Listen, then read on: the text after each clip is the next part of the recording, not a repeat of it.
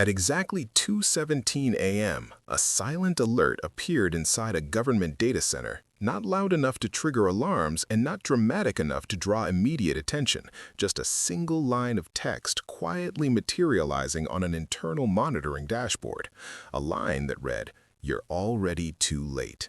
At first, officials dismissed it as a glitch, a test message, or a harmless anomaly produced by an aging system that hadn't been updated in years. But within minutes, something felt wrong as encrypted files unlocked themselves without authorization, secure logs rewrote portions of their own history, and data began moving across networks that were supposed to be sealed, all while firewalls reported nothing out of the ordinary. And somewhere in the background, unseen and unchallenged, someone was already inside. This wasn't chaos, it wasn't loud, and it wasn't reckless, because whoever was responsible wasn't smashing through defenses or forcing their way in. They were walking calmly through corridors that were assumed to be inaccessible. And before the night ended, more than one government would realize a disturbing truth, that they were not under attack in the traditional sense, they were being observed.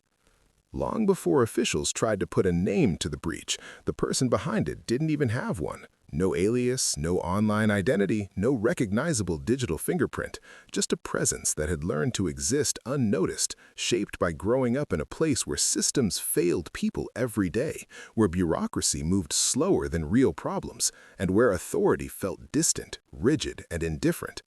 While others adapted to these failures, he studied them, watching how queues formed, how officials passed responsibility from desk to desk, how paperwork mattered more than outcomes, and how people trusted systems simply because they existed, a realization that stayed with him because systems were not intelligent, they were predictable, and predictable things could be understood. His interest was never really about computers at first, it was about how decisions were made, why one form granted access while another didn't, why a stamp could override logic, and why authority depended on structure rather than truth. When he finally encountered computers, what fascinated him wasn't the technology itself, but the illusion of control it created, because behind every secure interface was a series of assumptions made by people who believed the system worked because they wanted it to.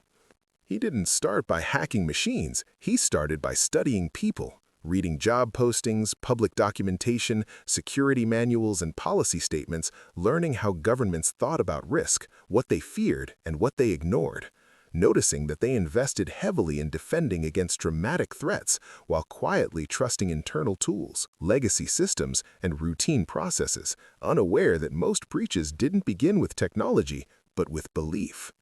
His first intrusion wasn't international or dramatic, it was small and almost forgettable, a local municipal system that was underfunded, outdated, and rarely monitored.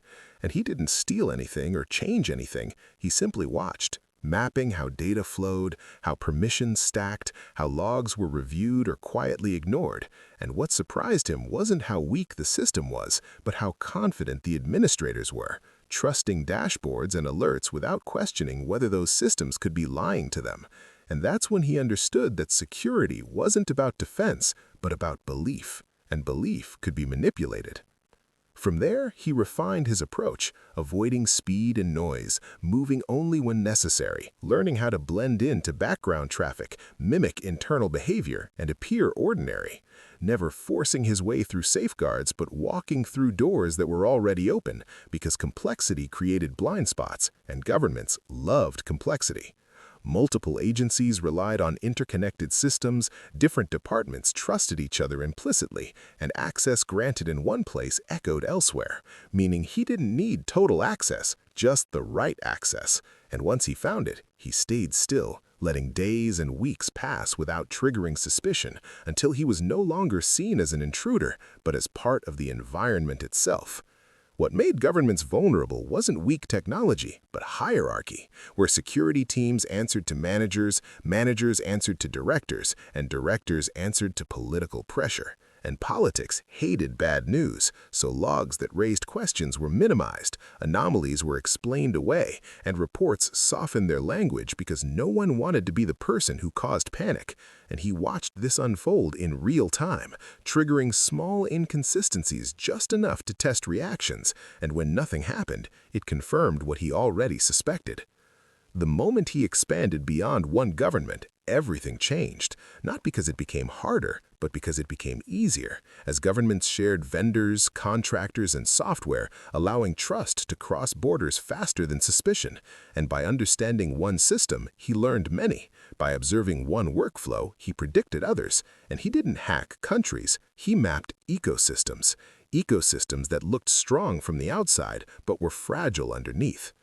The message that appeared at 2:17 a.m. was never meant as a threat. It was a signal, a deliberate choice to be noticed, not because he feared being caught, but because he wanted control over what came next. And as officials realized something was wrong, panic set in. Emergency calls were made, meetings were held behind closed doors, and investigations began. But every move they made revealed how they thought, what they prioritized, and what they feared exposing. And he watched all of it unfold without interference. What shocked investigators most wasn't the breach itself, but what didn't happen afterward, because no classified documents were leaked, no data was sold, and no money was demanded, since that was never the point. The goal was to prove that governments believed control came from authority, secrecy, and technology, when in reality, it came from understanding the system better than the people running it. He wasn't trying to destroy power, he was revealing its limits. And when the manhunt finally began, cyber task forces were assembled, budgets expanded, experts hired, and tools deployed, all searching for malware signatures and digital fingerprints that didn't exist, because he never behaved like an attacker, he behaved like an employee, and that made him invisible. Eventually, he disappeared without explanation. No manifesto, no farewell message, no final display of power, and one day, systems simply returned to normal. But nothing felt the same afterward. As policies changed, audits increased, and trust quietly eroded, not because of what he took, but because of what he showed. That authority relied on assumptions, defenses depended on silence, and confidence itself could be a vulnerability. Years later, his identity remains unconfirmed, with some believing he acted alone and others suspecting a small collective. But those who truly understand systems know the truth, that it only takes one patient individual who understands how power actually works. Because he didn't outsmart governments by being smarter, he outsmarted them by being quieter. And that leaves one question lingering. If power depends on systems, and systems depend on trust, then who really controls the world? And more importantly, who's watching right now?